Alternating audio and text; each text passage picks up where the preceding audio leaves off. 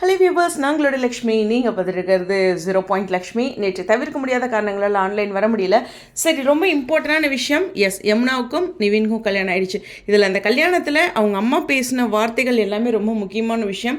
வரக்கூடிய காட்சி அமைப்புகளை அது பிரதிபலிக்கிறதா இருக்கலாம். ஸோ அம்மா சொன்னது கோபத்தில் சொல்லியிருந்தாலும் டேரக்டர் ஏதோ சொல்ல வராரா அப்படிங்கிற அந்த பாயிண்ட்ஸ் எல்லாம் நோட் பண்ணிக்கலாம். அது மட்டும் கிடையாது, அவனோட வாழ்க்கையை அவனே பார்த்துக்கிட்டும், அவனே விரும்பினதுங்கிறத விட அவனுக்கே வந்தது அப்படிங்கிற ஒரு விஷயத்தில் சபிச்சிட்டும் போயிருக்காங்க அப்படிங்கிறதான் கவனிக்கக்கூடிய ஒரு விஷயம். ஒரு பக்கம் நிவினுடைய கோபம், எக்கச்சக்கமான கோபத்தில் இருக்காரு காவேரி மேலே தான். ஏன்னா காவேரி வாழ்க்கையிலேயே பார்த்துருக்க கூடாது. கண்டிப்பாக அந்த ஒரு சுச்சுவேஷனில் எல்லாத்துக்குமே தோன்ற விஷயம் தான். பட் வெயிட், எனக்கு ஒரு நிமிஷம். நிவின் இதெல்லாம் சொல்கிறதுக்கு முன்னாடி ராகினியை கல்யாணம் பண்ணுறதுக்கு அந்த மனைமேடையில் இருக்கும்போது காவிரியோட அந்த மனசு, அந்த காதெல்லாம் உடஞ்சது பாருங்கள்.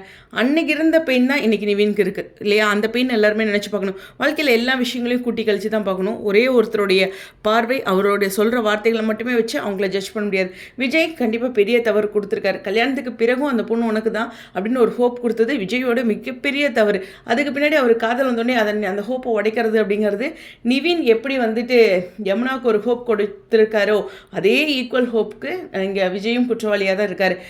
நிவின் சும்மா ஒரு வார்த்தையில் ஒரே ஒரு நாள் சொன்ன மாதிரி அவர் சொல்லிட்டு இருக்காரு. பட் ஆனால் யமுனா அந்த மோட்டிவில் தான் தங்கிட்ட பழகிட்டு இருக்காரு அப்படிங்கிறதெல்லாம் மறந்து நிவின் ஏதோ ஒரு வார்த்தை சொல்லிட்டு என்னை லாக் பண்ணிட்டீங்கிறாங்க.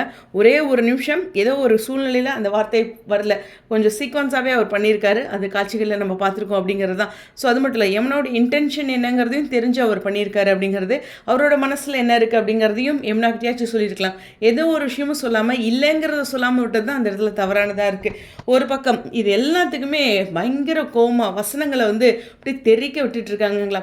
ஸோ பிரியா தம்பி மேம் இப்படி தான் அப்படிங்கிற ஸ்க்ரீன் பிளே என்ன சொல்கிறது, டீம் இப்படி தான் கதை கொண்டுட்டு வரணும் அப்படின்னு சேனல் சொல்லியிருப்பாங்க. அதெல்லாம் மீறி அந்த பர்டிகுலர் சீன்ஸில் டைலாக்ஸ்லாம் கொடுக்குறாங்களே, அவங்கள நிச்சயமாக பாராட்டி ஆகணும். அதுக்கான எக்ஸ்பிரஷன்ஸ் இருக்குது. ஸோ யமுனா இந்த இடத்துல ஒரு பெரிய சிக்கலில் இருக்காங்க. விஜய் அப்படியே காவிரி நினைக்கிறத அப்படியே ஒரு அப்பா ஸ்தானத்தில் பண்ணிட்டுருக்காரு அப்படிங்கிற ஒரு விஷயம் தான். என்னென்னா, இனிமே தான் உனக்கு நிறையா பிரச்சனை இருக்குது, சேலஞ்ச் இருக்குது அப்படின்னு அங்கே அவங்க நினச்சிட்டு இருப்பாங்க. அதை விஜய் இங்கே சொல்வார். அந்தளவுக்கு அவர் கவனிச்சிருக்காரு. எல்லா ப்ரெஷரையும் நம்ம இன்றைக்கே பார்த்துக்கலாம் அப்படின்ட்டு ஹேண்டில் பண்ணுற விஷயம் அப்படிங்கிறதுக்காக போகிறாங்க. ஸோ இங்கே அம்மாவுடைய ரியாக்ஷன் அப்படிங்கிறது குட்டி ப்ரமோ காண்பிச்சிட்டாங்க. இதெல்லாம் மீறி அப்படிங்கும்போது நிவினுக்கும் காவேரிக்கும் ஒரு சீன் வச்சாங்க பாருங்கள். அது ரொம்ப இம்பார்ட்டண்டான சீன். ஸோ உன்னை பார்க்கவே எரிச்சலாக இருக்குது அப்படிங்கிற எல்லா விஷயங்களையும் அந்த ஒரு என்ன சொல்கிறேன்னா, ஒருத்தரை நம்ம எப்படி நேசிக்கிறோங்கிறது இருக்குது, அவங்க நம்ம வாழ்க்கையில் எப்படி நடந்துக்கிறாங்கன்னு இருக்குது. பட் எல்லாமே சூழ்நிலைகள் தாங்க. ஒவ்வொருத்தருடைய சூழ்நிலையும் இங்கே எக்ஸ்பிளைன் பண்ணோம்னா அவங்களுடைய வியூவை நம்ம புரிஞ்சுக்கிறதுக்கு ஒரு வாய்ப்பு அமையும். ஸோ இது எல்லாமே ஒரு சூழ்நிலையாக தான் இருக்குது. நிவின் இன்னைக்கு நீ இதெல்லாம் பண்ணதுனால நீ ஹீரோவாக திடீரல்ல அப்படிங்கிற ஒரு கோபம் நிவினோட ஃபேன்ஸோட மைண்ட் வைஸாகவே நான் பார்க்குறேன். இருந்தாலும் மறுபடியும் சொல்கிறேன், இந்த சீரியலில் எல்லாருமே தப்பு பண்ணியிருக்காங்க.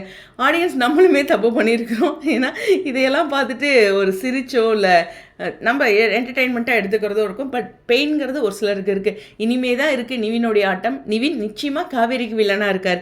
பட் அது சீனில் வராரு அப்படிங்கிறத வெயிட் பண்ணி தான் வரக்கூடிய நாட்களில் பார்க்கணும். ஸோ நாளைக்கான ரியாக்ஷன் பேரண்ட்ஸ், அதாவது காவேரியுடைய அம்மா அண்ட் ஃபேமிலியோட ரியாக்ஷன் என்னங்கிறத பார்ப்போம்.